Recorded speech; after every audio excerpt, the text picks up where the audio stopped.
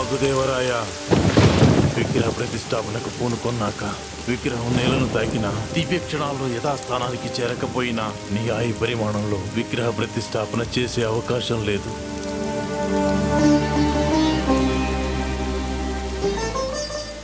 తల్లి, అహర్నిశలు ఏ ప్రజాక్షేమం రాజ్యక్షేమం కోసం పాటుపడ్డానో ఆ సామ్రాజ్య నాశనానికి కారకుణ్ణి నేనే కాబోతున్నాను. పశ్చాత్తాపానికి మించిన ప్రాయశ్చిత్తం లేదంటారే. చేసిన అపచారానికి పరిహారంగా నా ప్రాణాలను సైతం పణంగా పెట్టి ప్రతిష్టకు పూనుకున్నాను. కానీ విధి నన్ను పరీక్షించింది.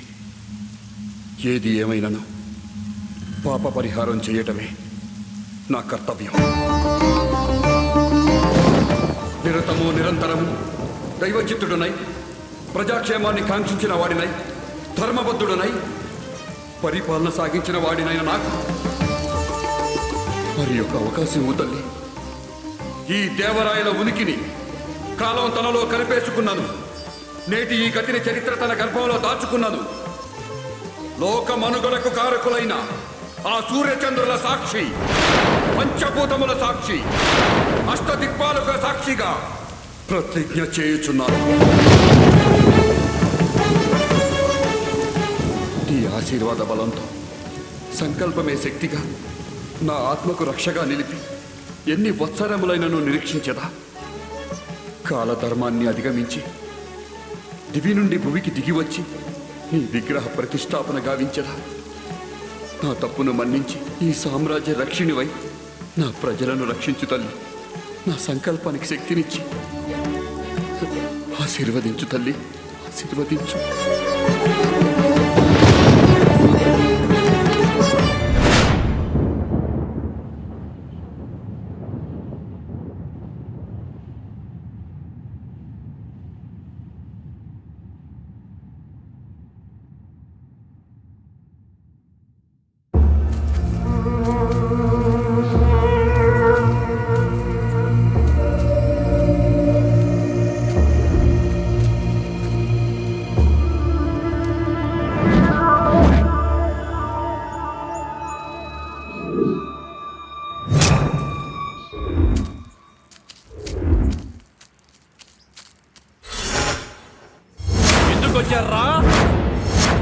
త్వరలో పెళ్లి చేసుకోబోతున్న దొరబాబు చనిపోతాడని చెప్పొచ్చారు. నిజం కాబట్టి ఎప్పుడో చరిత్రలో కృష్ణదేవరాయలు చేసిన అపచారానికి ఇప్పుడు దొరబాబు చనిపోవడానికి సంబంధం ఏంటి? ఏనాటికైనా చేసిన అపచారాన్ని సరిదిద్దుకోవడానికి తిరిగి వస్తాడని ప్రతిజ్ఞ చేసిన శ్రీకృష్ణదేవరాయల సంకల్పం ఇన్ని సంవత్సరాలు అతని ఆత్మను నిరీక్షించేలా చేసింది. ఆ మహాపురుషుని సంకల్పం నెరవేర్చడానికి అతని అంశలో పుట్టిన కారణజన్ముడయ్యా మీ దొరబాబు. రానున్నది కార్తీక పౌర్ణమి. ఆ పౌర్ణమి ఘడియల్లో నిశ్చల మనస్కుడై శ్రీకృష్ణదేవరాయలు విగ్రహ ప్రతిష్టాపనకు పూనుకుంటాడు. తనను తానే అర్పించుకొని ప్రాణ ప్రతిష్ఠ గావిస్తాడు. తద్వారా చనిపోబోయేది మీ దొరబాబే. ఇది తథ్యం. హరహర మహాదేవ.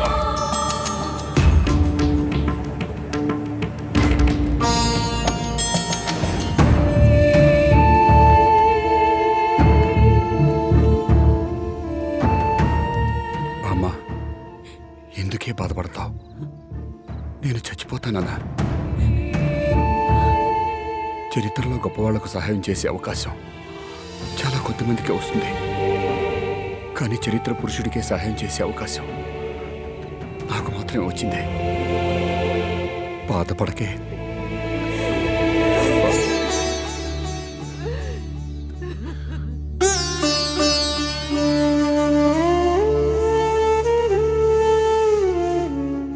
అక్కిరాజు, ఇది తీసుకోరా. దేనికే? వీడు నాకొద్దురా. ఈ దొరబాబు నాకొద్దురా. నాకు ఆ పాత దొరబాబే కావాలరా. అవసరాల కోసం నన్ను మోసం చేసిన ఆ దొరబాబే కావాలరా.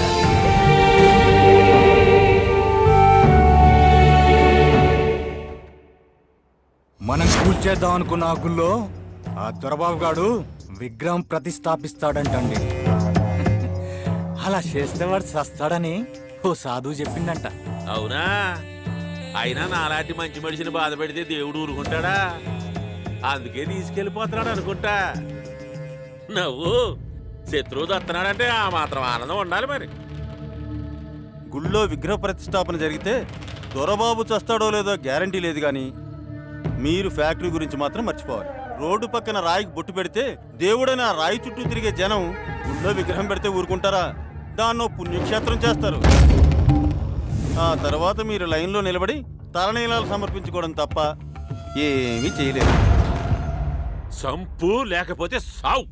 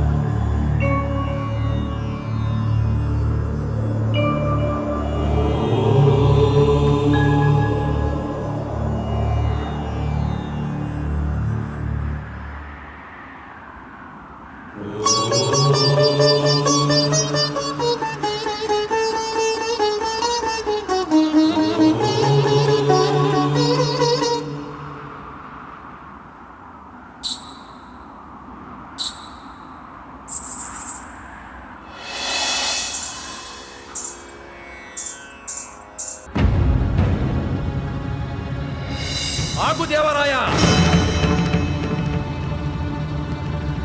సమయం మించిపోతున్నది. కార్యోన్ముఖుడివి కమ్ము.